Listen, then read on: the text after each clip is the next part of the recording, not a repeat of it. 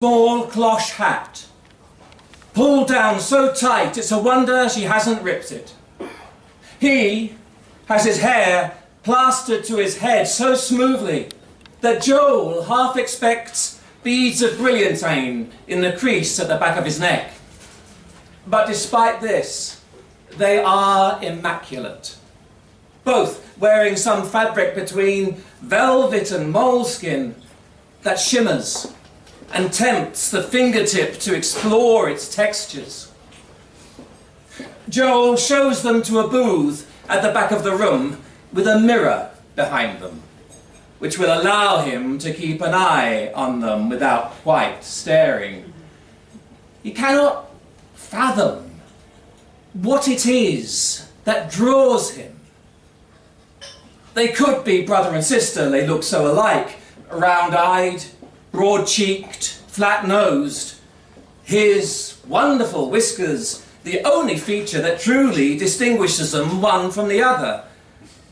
But the way they behave with each other is not sibling-like. She gazes and gazes, her round eyes drinking him in with something like awe. And he caresses her with his glance. It is barely decent. Joel finds himself struggling to breathe, excitement crushing his lungs. They are not beautiful, not in the accepted way. They both carry too much blubber for that. But they are smooth and shiny and look about themselves with such eagerness when they come up for air. There is unquestionably something illicit about the relationship. They are on an adventure. Joel brings them menus which they do not look at. She turns her round eyes up to him and whispers, "Fish. Fish, fish!" He barks, with more confidence than she. "The fish." Joel responds and is about to list the cod, herring, plaice, but they continue, their voices almost overlapping. "Fish, fish, fish, fish, fish, fish."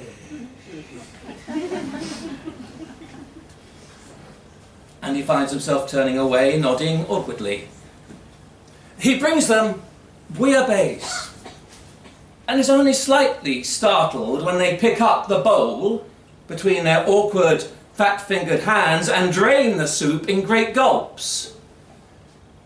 He takes the bowls and brings them sprats, fried in salt on a base of samphire, his personal favourite.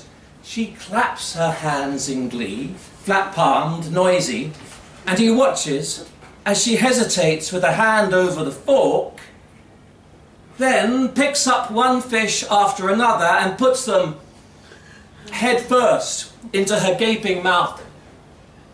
Her companion does likewise. Joel returns to the kitchen and brings them dish after dish, every fish dish on the menu. They eat everything, murmuring to each other, never touching the vegetables, not a scrap of bone or fin or skin left on the side of the plate, the shrimps eaten whole, the aioli untouched. What appetites, he thinks, jealously. See, Joel has hardly eaten, it seems to him, since he came to this little port over 3 years ago. He has lost much weight and his hair has recently thinned alarmingly. His landlady has urged him to see a doctor, but it is out of the question. He came here for love. He left the sea and his roving of its stranger climes to settle here, enamoured of a girl born on this shore, a girl who had died. giving birth to their child, a poor, sorry creature that had not thrived. None of them had thrived. A mistake, he thinks now, but his heart has been anchored within the harbour wall since he first saw her, and the flukes are driven further in by the small cross in the graveyard on the headland. And he cannot bear the thought of the sea any more. He looks at the odd couple, paddling at each other's fingers and giggling together. Now this is a dry town, and he wonders momentarily if they have smuggled in a flask of something. But his offer of drinks, ginger beer, lemonade, dandelion and burdock, tea, have been waved away with a shake of the head, and if they have something, he has not seen it. No, they are drunk on their adventure, on each other, on the appetite that has them gaze at each other and gaze and gaze. When they leave, the bill is weighed down by an enormous gold coin. Joel stares. He has seen one of these before. He has owned one of these coins and knows its worth. They could eat the restaurant out of fish every day for a month with this coin. His coin lies in the cold little grave up on the headland with his lost girl and the child who could not thrive. Joel goes to the door and watches as they pick their clumsy way down the shingle beach away from the esplanade. He imagines they will make for the dark under the pier. He imagines they will furtively shuck enough clothes to get at each other, and he imagines a lot of things.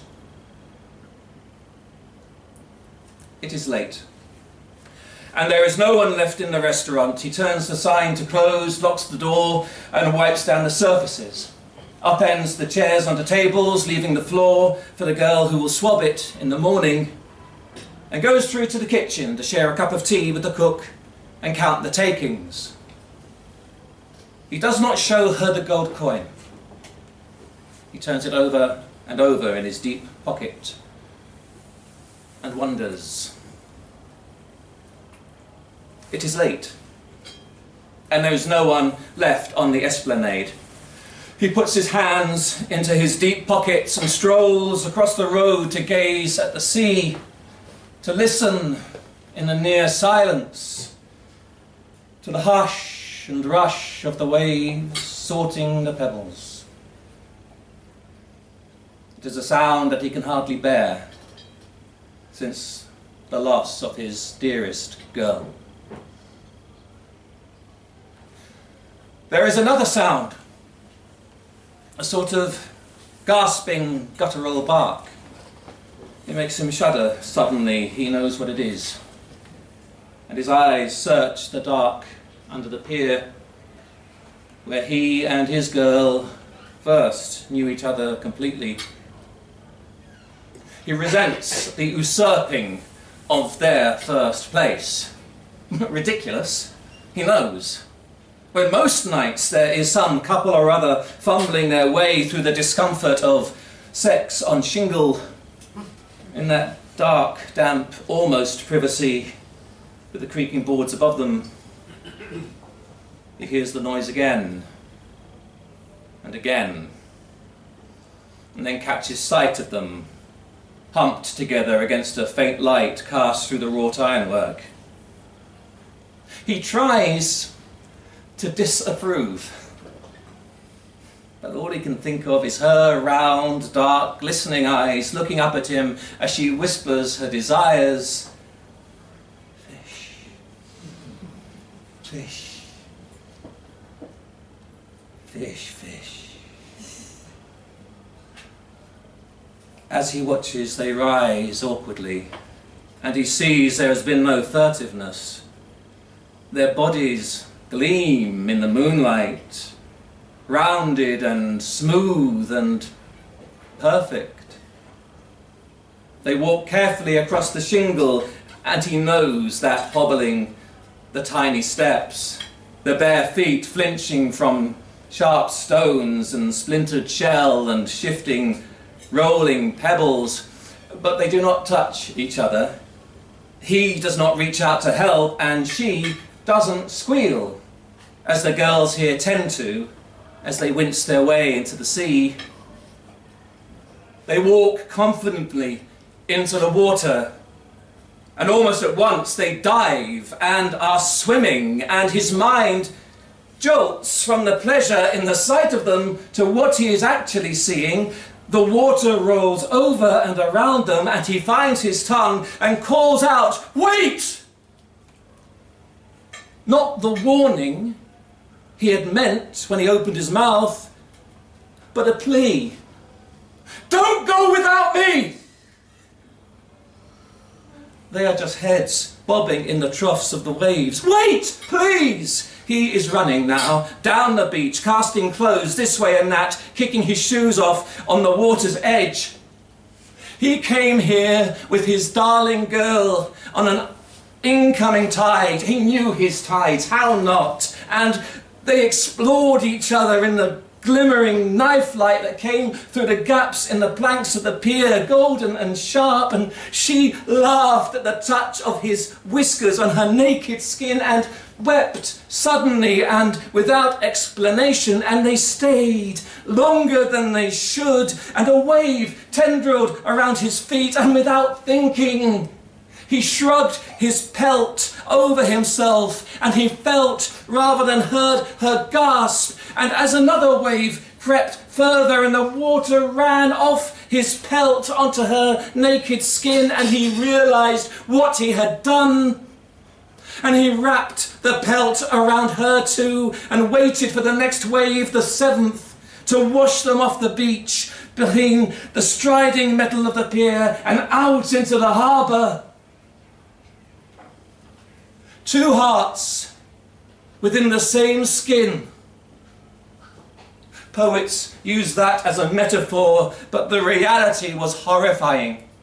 Hers beating 3 times the rate of his, the panic that clutched his lungs with hers. He half expected to drown, but they were out there no time, and the next 7th wave carried them safe to shore, and he untangled them, and she stumbled, weeping, up the shingle to the high tide mark, and sat trembling in the moonlight. He followed slowly, dreaded her questions, her "What are you?" But that was not had her stammering and shaking. "We can never," she said, shaking her head. "I can't, with you like that, here." And he had taken his pelt and rolled it tight and put it into her hands. "No," she said, angry now. "I'll not keep you here. By trickery or force, you stay because you want to, or you go. Who do you think I am?" And he had stayed. The pelt buried deep in the shingle under the pier, and his memories of the sea buried deeper in domesticity and in sorrow. How could he have forgotten? How could he have been so beguiled as to forget this? He pushes through the resistance of the water, the cold caress of floating weed, terrified by the speed at which they are swimming away, but then she turns back to him and he hears faintly a call, harsh, deep, irresistible, and he reaches the sloping shelf where the water deepens suddenly and plunges into the water and lets a wave pull him out towards them. "Wait," he says again, softly now, confident that they can hear, and he dives deeper, filled with a simple joy that has not been his for so long. His face is still beneath the surface. He opens his eyes and sees her watching, her soft round eyes unblinking, as she turns slowly in the water, luxuriating in the way it buoys her, and he admires the silvery bubbles of air trapped in her pelt and his own limp pelt that she clasps awkwardly between flipper and flank. She slips away, a great pulse of muscle driving her through the water. He catches at his forgotten pelt, suddenly lithe and beautiful beneath his reaching hands, and barks, his laughter surfacing for a moment. He stares back at the lights of the harbour, the headland crouched above. The feeling of something left behind eases. His brother glides alongside, rolling him over, slapping him thoughtfully with his great, beautiful flippers, grazing him tenderly with his brisk, magnificent whiskers, and more forcefully with his sharp, flexing claws. He dives deep, rescued, forgiven, home.